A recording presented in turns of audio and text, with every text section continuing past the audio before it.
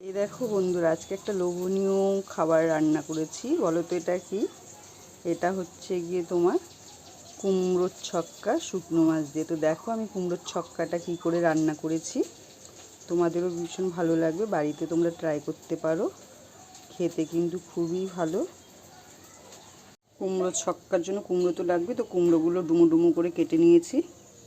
কড়াই গরম করতে বসিয়ে দিয়েছি, কড়াই গরম হয়ে গেছে। এবার তেল দিয়ে দেবো পরিমাণ মতো। তেলটা গরম হয়ে গেছে, তেলে কুমড়োগুলো দিয়ে দেবো। পরিমাণ মতো নুন, হলুদ, একটু নাড়িয়ে চাড়িয়ে ভাজা করে নেব।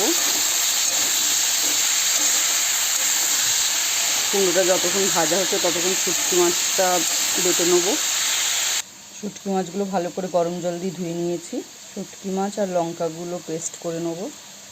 শুটকি মাছটা পেস্ট হয়ে গেছে, কুমড়োটাও একটু ভাজা হয়ে গেছে। এর মধ্যে শুকনো মাছটা দিয়ে দেবো।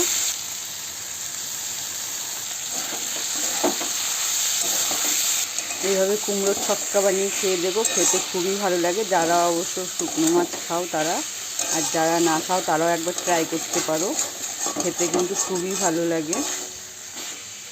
তো দেখো বন্ধুরা, কুমড়োর ছক্কাটা হয়ে গেছে। তোমরা যে একবার খাবে তার মুখেই লেগে থাকবে, এক থালা ভাত খেয়ে নেবে কুমড়োর ছক্কা দিয়ে। তো আমার ভিডিওটা ভালো লাগে লাইক, কমেন্ট, শেয়ার, সাবস্ক্রাইব করে দিও। ধন্যবাদ।